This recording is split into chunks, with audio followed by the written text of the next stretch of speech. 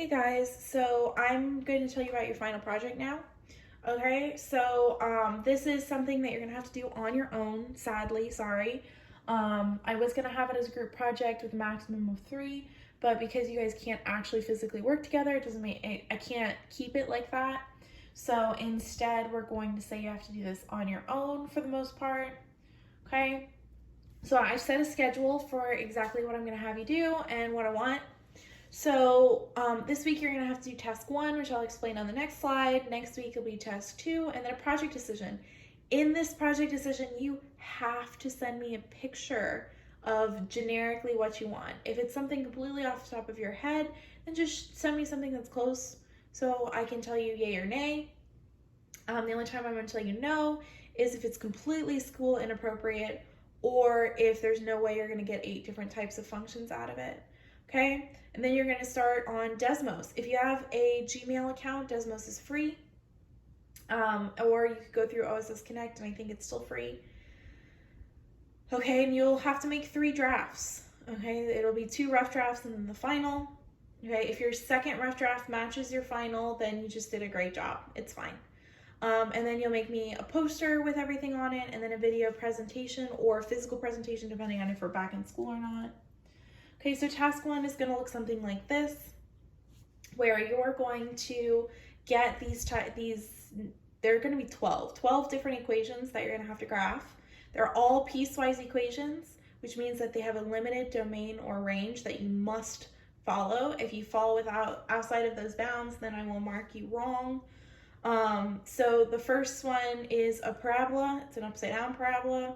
And the things you would need specifically to graph about this to make it easier is the vertex and each of the endpoints, which is the point at x equals -8 and that point at x equals -2.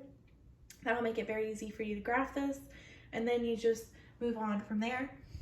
When you finish graphing all 12 of these equations, you should have a picture on your page. I want you to identify what it is and then submit a scan or a picture of your graph. Your graph paper needs to be at least 15 by 15, preferably 17 by 17, which means you go up 17 from the x-axis and down 17 from the x-axis, left 17 from the y-axis, and right 17 from the y-axis.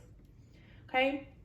Task 2 is I'm going to give you a paper like this and post up a picture of multiple graphs, actually multiple functions that have been graphed to make one picture, and you're going to have to identify each of the equations. So all of the pieces of the graph have been numbered, and you'll have to write the number. You're going to have to sketch what that piece looks like. Make sure to label the important points. So for like a parabola, I would need the vertex and the endpoints. For a line, I would just need the endpoints. And then you're going to tell me the equation. Make sure this is a y equals situation. And then you're going to tell me either the restriction on the domain or the restriction on the range. Now, if this is a y equals function, you should just tell me the limit on the domain. If it's an x equals equation, you should tell me the limit on the range. Okay? And then for a project decision, you have to tell me what you want to do this on. Okay? Now, you can change your mind throughout the week. We can go back and forth, that's fine, but after that, you need to be pretty settled. So these are some suggestions. Cartoon Network cartoons are great because the computer already has functions to make them, so it makes it much easier to do. Any Pokemon are great. Okay, I've had a lot of those submitted to me. I've had entire evolutionary cycles done, which was really cool. You can do a landscape, some kind of cartoon cafe or a realistic cafe, I don't care. A home, a movie theater, anything like that is great. An animal would be fine. So over here, you can also pick anything from Disney. Okay, that's pretty much pre-approved. You just have to tell me what. Some of these are too simple for you to get 8 different types of equations, and some of them are too hard. So make sure to check in with me on that, and I'll make sure to go over it. So for the first rough draft, it'll be completely on Desmos. You don't need to use colors.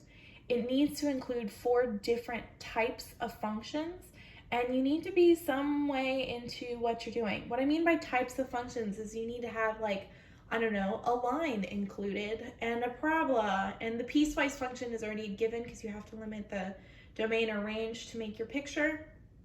So there's 3, and then a 4th one, I don't know, maybe a circle or an ellipse or whatever else you want. And you'll have to have them graphed for me.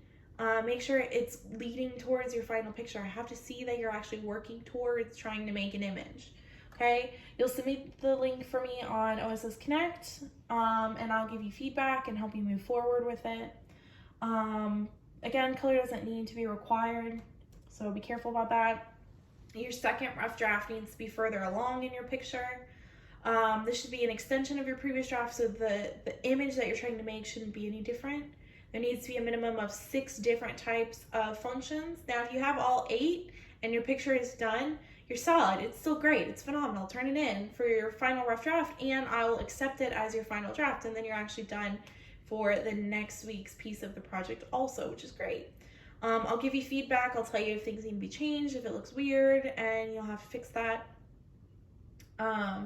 And again, color is not needed. You'll submit it through OSS Connect. Your final draft should look exactly like what you're gonna put on the poster, okay? Now this one, I would make sure that it's good before you actually submit this one, because this one is gonna be for 50% or 30% of the marbles, okay? Because I'm gonna make this a test grade. Your final Desmos draft is a test grade. It's a big deal. Okay, now there needs to be, again, a minimum of 8 different types of functions. I'll post up a list of different types of functions that you're welcome to pick from. If you want something that's not on my list, you have to get pre-approval for it.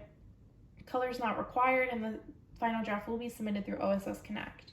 Okay, and then you have to do your poster. This has to be in color. This will be a minimum of 12 by 24. It could be bigger if you want, just not smaller. How you color it does not matter to me. You can use crayons, colored pencils, markers, acrylic paint, watercolors, anything you want. If you use chalk, please make sure to go over it with a clear shellac, so that way the chalk doesn't get on everything. The axis must not be shown on the picture within a reasonable amount. Like these girls put the axis when they were drawing things, and then erased it before they started coloring, which was perfect, but I could still see the indent from it. That's okay, they lost no points for that. That wasn't their fault. So it must be drawn accurately to match the functions you are using, so be very careful about that. And then you're gonna give me a presentation. Now, if we're back in school, you'll do it in class. It'll be really easy. It'll take you probably only 30 seconds. I just want you to stand up and tell me what you did. And then if we're not back in school, then you're gonna send me a video of this. What needs to be included is you need to tell me the function types you used. There should be, again, a list of at least 8. Why did you pick that theme? And then what was your favorite part of the project? Very simple, very easy questions, but it's mostly so the class can see your poster too.